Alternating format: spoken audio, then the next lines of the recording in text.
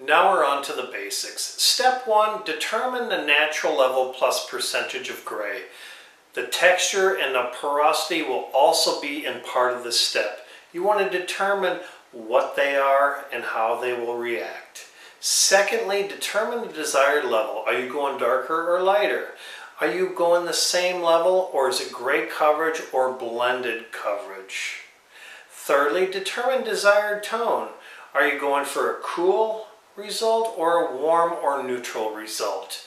The final result will be the combination of the color you're adding plus the underlying pigment of the hair. Fourthly, determine the volume of developer. For every 10 volume you use, that is 1 level of lift.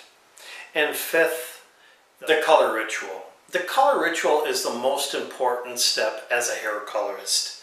This is to help prep the hair for proper color penetration, but also to shut down the cuticle for even greater color longevity or holding power.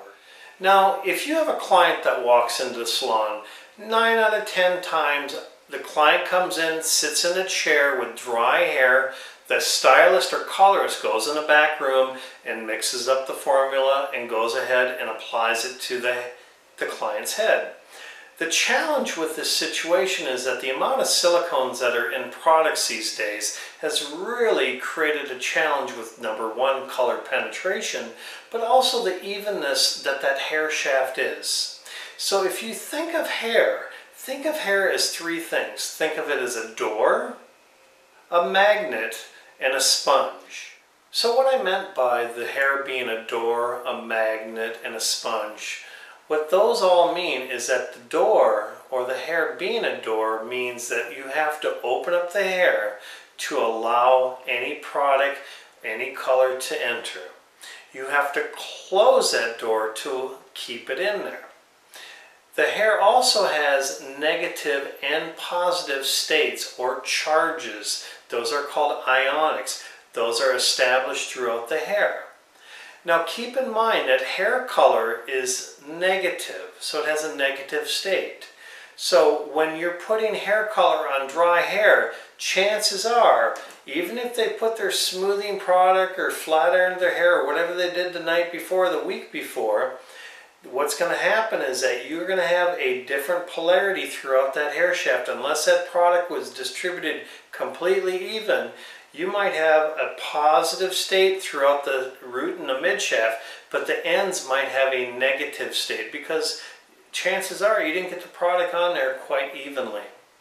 So with this in mind, remember that when you're dealing with magnetic forces, if you're dealing with hair color, trying to get 2 magnetic forces that are the same to attach to each other, so 2 negatives meaning hair color, and your ends, which are porous and have a negative state, that color will never penetrate properly. Thirdly, what I talk about hair as a sponge. Now there's a layer in the hair called the endocuticle. That endocuticle layer actually opens up with moisture, allowing better hair color penetration. Now you wouldn't wipe your countertop with a dry sponge because why? It won't absorb liquid evenly. So that's why what we do is we recommend the color ritual. The first step of the color ritual is to clarify the hair. The clarifier, what that does is it removes the impurities from either water, product buildup, silicones, or anything that might be in the way of getting proper hair color penetration. Now the pH of our clarifying shampoo is 5.25 to 6.25. It also contains wheat protein, so while the cuticle is open, it is allowing botanicals to enter the hair to give better adhesion of hair color.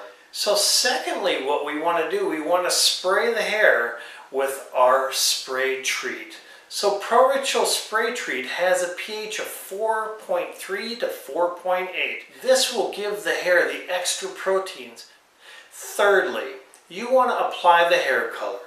Once the color has been applied and timing has been established, then you want to go through and rinse out the hair color till clear. So you're going to rinse and rinse and rinse until that water runs clear.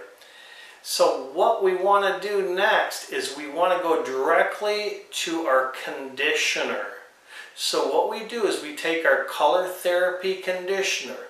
The pH is 3.75 to 4.25. So this becomes the locking of the door. We shut the cuticle down before we do any type of shampooing. After we condition, we want to bring the client back to the chair and spray color fuel throughout their hair and leave this in. This product has a pH of 4.5 to 5.5. This will ensure that we've properly closed the cuticle all the way down and our client's color is going to be maintained. So we send them home with the Color Therapy shampoo and conditioner, which are sulfate free, and the color fuel. Now with this color line, you'll discover that you don't need to shampoo after, and we highly recommend that you don't need to. However, if you do have that client that really wants it sudsed up, go ahead and shampoo after you condition. So you'd go color application, rinse, condition, then shampoo, then condition. Now, you're actually using the conditioner in the first step for its pH value to shut down the cuticle. Then when you get to a shampooing stage, then you can go ahead and shampoo. So your cuticle layer will be closed. You're not going to be exploding the hair out. So you ever notice how sometimes you're coloring hair and it has that lather, that color lather? Usually that is because the cuticle has not been closed. Remember, permanent oxidative hair color has a pH between 9 and 11.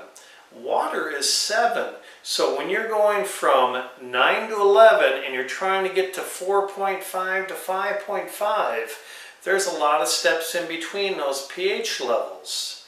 So that's why it's important from the moment you rinse that color out to shut that cuticle down and ensure that your color is going to stay and have a longer lasting color result. You'll notice a difference right away, and that's the color ritual.